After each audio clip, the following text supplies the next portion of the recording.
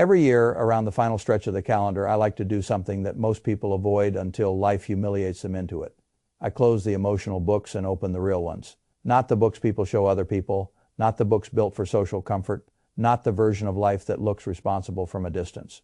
I mean the real books, how much cash is actually liquid? How much debt is actually hanging over the house? How much of the household is held together by confidence rather than structure? How much of the year went into building strength and how much went into simply looking busy? Most people do not get in trouble because they never heard financial advice. They get in trouble because they move through the year in a kind of money fog. Salary comes in, bills go out, a few contributions happen, a few indulgences happen, a few surprises show up, the year closes. Then they tell themselves they will be more intentional next year. That sentence has ruined more futures than a bear market. Next year is where a great many adults hide from arithmetic. I have never liked hiding from arithmetic. Arithmetic is one of the few things in life that will tell you the truth without asking for your permission first. If you ignore it, it does not become kinder, it simply waits. Then it presents the bill all at once. That is why I believe the final weeks of a year are far more important than people think. Not because the 1st of January has magical powers. It does not. A calendar date is just a date. But the end of a year offers something emotionally rare. A natural pause, a point at which a rational person can stop living month to month and ask a much better question. What exactly did my money do for me this year? Not what do I hope it did, not what I would like to tell people it did. What did it actually do? Did it build margin? Did it reduce fragility? Did it buy future freedom? Did it improve the architecture of the household? Or did it merely pass through my hands and disappear into routine, leakage, and good intentions? That is the audit I want people to perform. When I was younger, I thought a lot about how people drift into financial weakness. I used to imagine it happened through some dramatic irresponsibility, some casino habit, some giant foolish purchase, some obvious act of greed or stupidity. Life taught me something subtler. Most people do not go broke theatrically. They go soft financially through lack of review. The checking account still works, the credit card still clears, the retirement contribution still drips, the bills still get paid. And because the system remains operational, they assume the system is sound. That is a very dangerous assumption. A bridge can remain standing right up until the day it does not. Operation is not the same thing as strength. That is the first principle I would want anyone to absorb before the year ends. Do not confuse continuity with control. Plenty of households are functioning and one real problem away from panic. They are not stable, they are merely uninterrupted. The year-end audit exists to find out which one you are. The first place I always begin is liquid cash. Not because cash is thrilling, it is not. And not because I believe cash is the highest return asset over long stretches. It is not that either. I begin there because cash answers the most basic question in adult finance. How much time can you buy if life becomes impolite? That is what cash really is, stored reaction time. A person with no liquidity is not living freely, whatever his income may suggest. He is living on timing. He needs the paycheck to arrive on cue. He needs no large surprise to interrupt the month. He needs the car, the roof, the furnace, the deductible, the child, the dog, the job, and the body to all behave with unusual courtesy. That is a fragile way to live. A fragile life can look perfectly respectable from the street. The mortgage is current, the lawn is trimmed, the children are enrolled in the right activities, the holiday photos look fine. All the while, the household is one broken transmission away from borrowing at humiliating terms. That is not prosperity. It is a clean-looking version of exposure. So when the year closes, I want a person to know exactly what he has in truly liquid form. Checking balances, savings balances, money market funds, cash equivalents high, yield savings, short-term reserves that can become useful within a couple of days without drama or penalty. I want all of it counted honestly, not approximately, not emotionally, honestly. Then I want a second question asked, what is this money for? This is where people get sloppy. They say, I have $30,000 in cash. Wonderful. For what? Some of it may be emergency money. Some of it may be a house down payment. Some of it may be taxes coming due. Some of it may be reserve capital for a business. Some of it may be dead money with no assignment. These are very different creatures living under one number. $1 for emergencies should not be judged the same way as $1 waiting for a short-term purchase. $1 for taxes should not be judged the same way as $1 with no job at all. I want each pile named emergency reserve, short-term goal reserve, expected tax reserve operating liquidity, excess idle cash. That naming matters because unnamed money gets spent according to mood. Named money becomes harder to misuse. I have always preferred systems that reduce the influence of mood. Mood is too expensive. If your 6-month emergency requirement is $25,000 and you are also building a down payment fund of $20,000, then $45,000 of liquid assets may be perfectly rational. If you have $90,000 sitting idle because you are nervous, disorganized, or simply never made a decision, that is a different matter. Too little liquidity creates fragility. Too much creates inertia. I want enough cash that life cannot bully you, but not so much dead cash that the future starves, while the present congratulates itself for being cautious. That is a subtle line. But a real one, the year-end audit, is where you find it. Once I know the cash, I go straight to something even more important. Free money. A great many people complain about how hard it is to get ahead and then walk right past free money every 2 weeks as if it were decorative. I have no patience for that. If your employer offers a retirement match and you are not capturing the full match, you are refusing part of your compensation. I do not care how you label it in your own mind. That is what it is. Some people say they cannot afford to contribute. I understand that hardship exists. I also understand that many households are not facing hardship so much as facing disorder. The order matters before the year ends. I want the person to know whether every dollar of employer match available has been captured. If the answer is no, the year was financially weaker than it needed to be. The same goes for any sane employee stock purchase arrangement where a genuine discount is being offered on a business you understand and whose rules you have read carefully. Not every stock discount is a blessing. Concentration risk is real. Taxes matter, holding periods matter, job risk and investment risk in the same company matter. But if you are being offered a clear discount inside a properly understood structure, you should at least know what you are declining if you walk past it. Too many people live with vague money habits. They know they have a 401k. They know the company does something. They know there is some stock program they have heard about in passing. That is not financial adulthood. Adulthood means knowing the terms, the percentages, the deadlines, the vesting, the match formula, and whether you use the benefit fully before the year closed. There is no glory in working hard all year and then leaving the most obvious free return untouched because you were busy. Busy is not a strategy. After cash and free money, I go where most people least want to go. Liabilities. The average person knows his salary more clearly than he knows his obligations. That is a bad sign.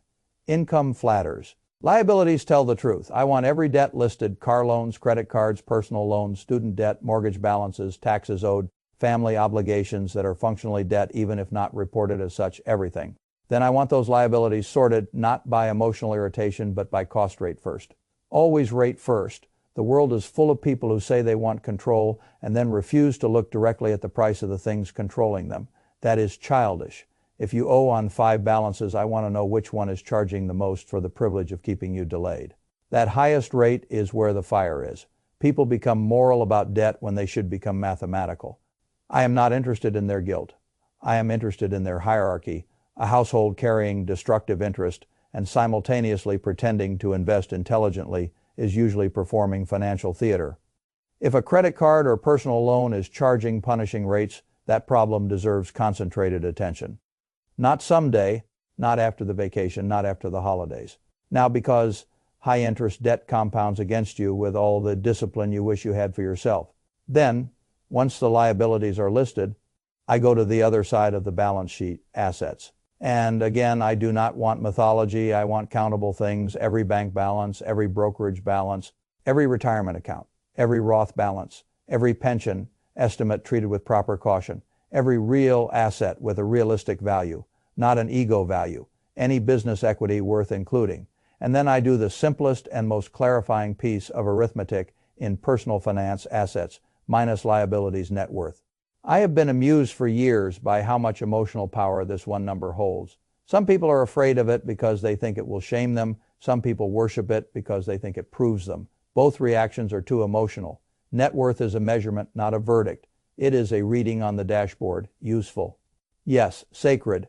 No, what matters is not only the number but the direction, the composition, and the rate at which the machinery underneath it is improving.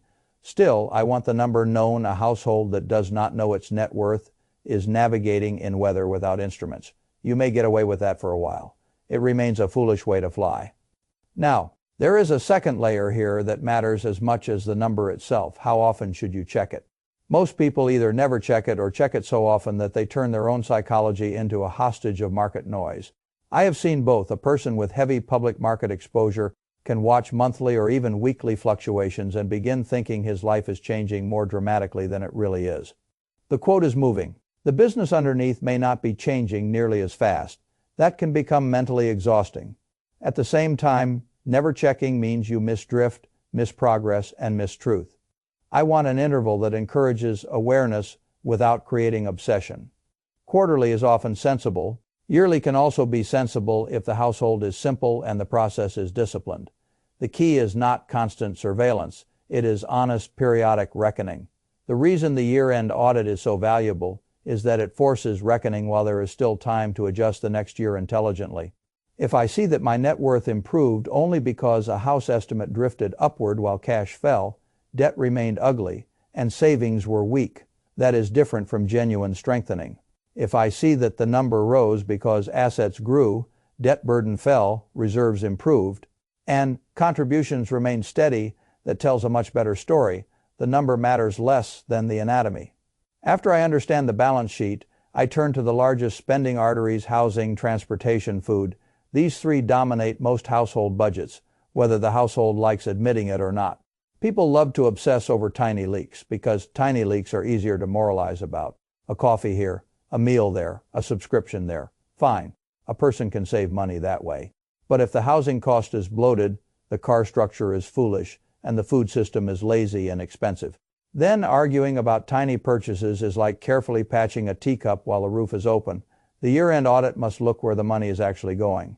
I want to know what percentage of take-home income is being consumed by the house, not what the lender approved, not what the realtor said was sensible, not what the neighbors are doing, what percentage of actual usable life is being sent every month into shelter. Then I want to know whether the household is paying a premium for location, prestige, school district, convenience, square footage, or sheer habit.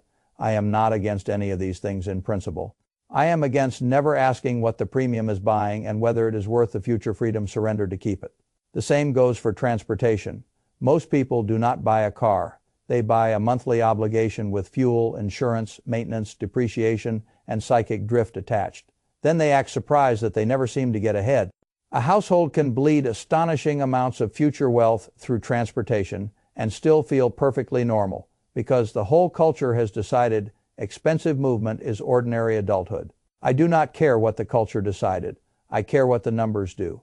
Food is the third artery, and it reveals more about a household than many people want to admit. Food spending is rarely only about nutrition. It is about fatigue, planning, convenience, identity, boredom, social rhythm, reward, and disorganization. That is why I want it examined at year-end. Not to create a miserable life, to see clearly.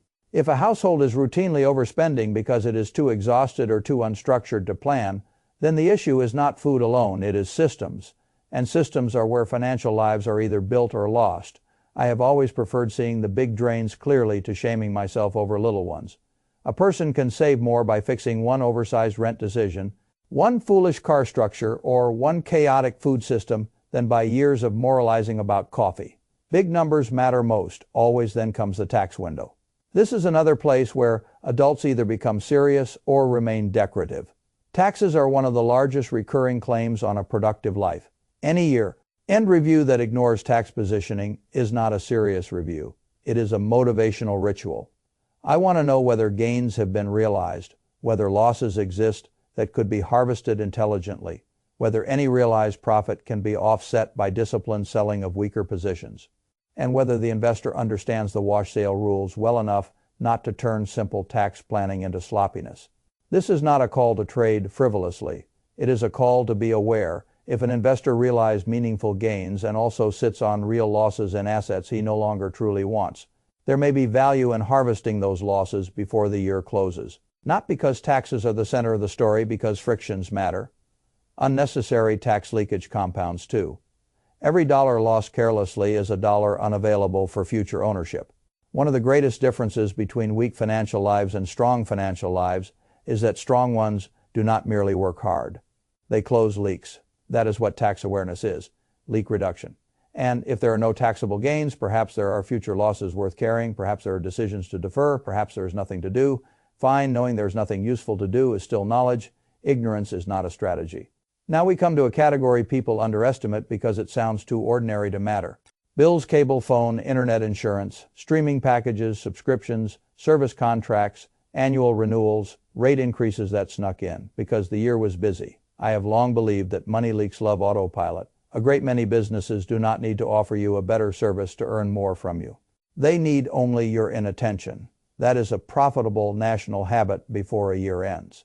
I want a household to call the providers, read the policies, compare the rates, ask for discounts, revisit the coverage, and challenge the silent increases that crept in while life was full. This is not glamorous work. But some of the best returns in personal finance come from work that looks too boring to brag about. $100 saved monthly by a few conversations is not flashy, annualized, and repeated. It matters. And more than the dollars, it creates a different posture. The household stops being passive. It starts acting like an owner of its own systems. That mental shift matters everywhere. Then I turn to the tax. Advantaged engines.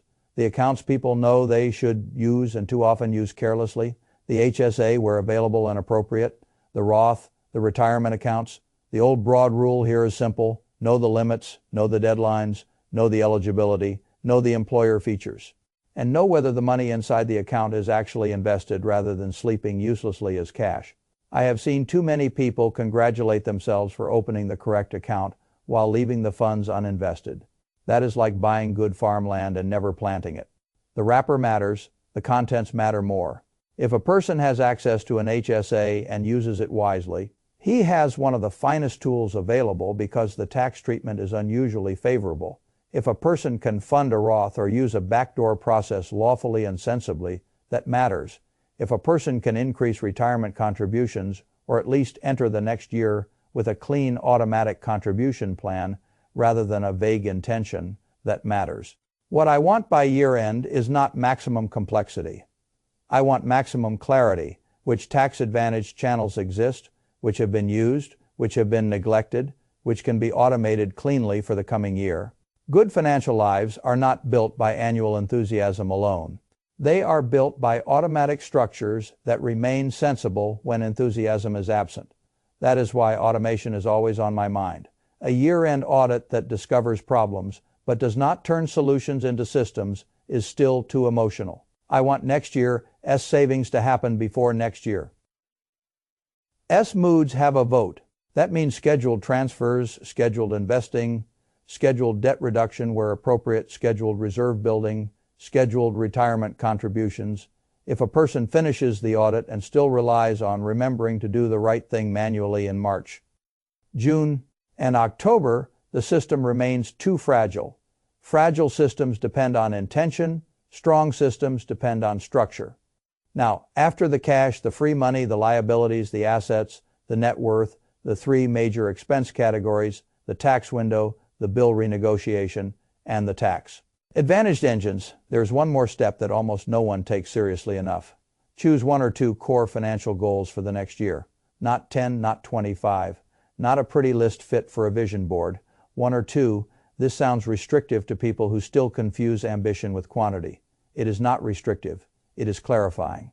The human mind loves a long list because a long list creates the illusion of seriousness. In practice, a long list often produces diffusion. You feel engaged, you accomplish little.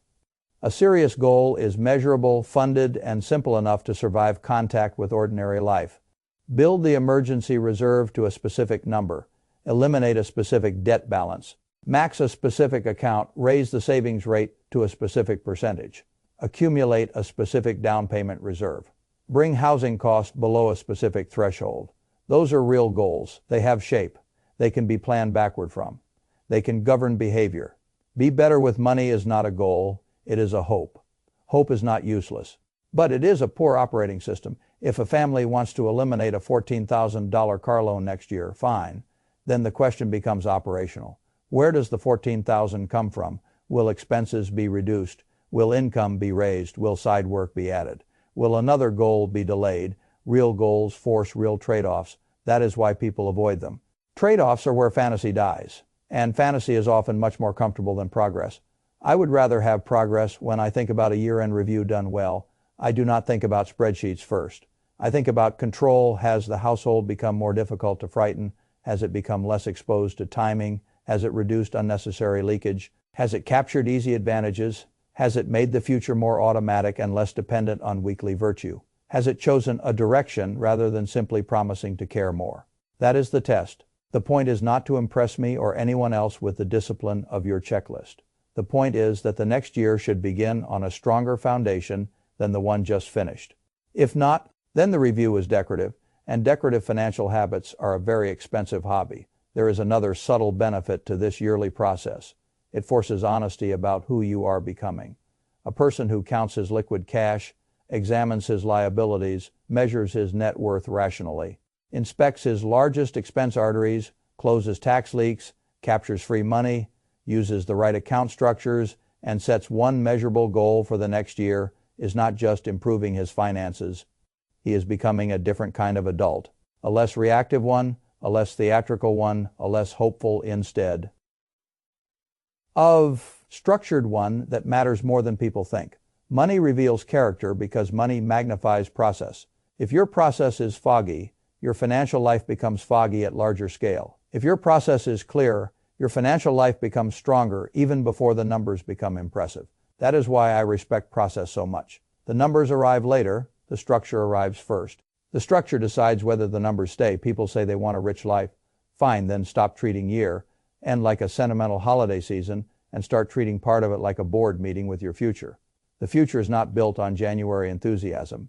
It is built on what the book said in December and what you decided to do about it before the calendar reset your emotions. I have always admired people who can look at their life without flinching, without excuses, without melodrama, without blaming the market, the president, the algorithm, the economy, or the generation before them for every poor decision still sitting on the books. Reality is hard enough without self-deception, making it worse. A year-end audit is an act of respect for your labor, respect for the money that passed through your hands, respect for the future years that still depend on what you choose. Now, respect for the simple truth that wealth is usually built not by one miracle, but by repeated seasons of honest review and better structure. So if you ask me what I would do before a year ends, I would tell you something very plain. I would count, I would sort, I would measure, I would close leaks, I would capture free advantages, I would position the tax side intelligently, I would automate the strongest next actions, and I would choose one or two financial victories worth carrying all the way through the next year. Then I would let the calendar turn without fantasy. That is enough. The household that does this every year does not usually need one brilliant break. It becomes steadily harder to break, and becoming harder to break is one of the finest financial achievements available to an ordinary person. That is what I would want for anyone. Not a life of perfect prediction, a life of honest books, stronger systems, and less avoidable fragility each year. That is how peace gets purchased. Not all at once, one clean review at a time.